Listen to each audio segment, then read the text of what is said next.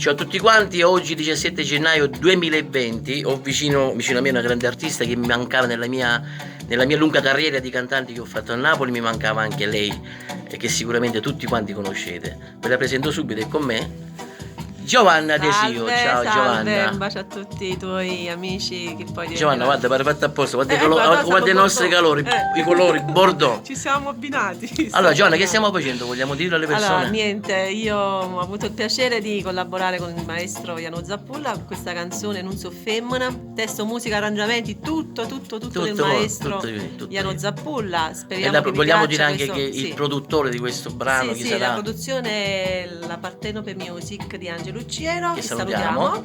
salutiamo anche Antonio che è sempre onnipresente, mio fratello, e niente, E ci tutte le persone che tenevamo- ci vogliono anche bene. Assolutamente, ci tenevamo a dire questa cosa perché è la prima volta che collaboriamo, per me è un grande onore e poi Anche- mancava questa pedina, E a diciamo, me mancavi tu. questa pedina, Giovanna Desio mancava nella lunga lista di cantanti, di artisti che ha collaborato il maestro. Perciò prestissimo questo nuovo singolo Non so femmina, Non so ok? femmina. Giovanna Desio Vi alla mando un bacio grande. alla ribalta. Ogni lunedì dal 27 gennaio su Partenope TV dalle 22:30 a mezzanotte, 188 per la Campania, 190 per la Puglia.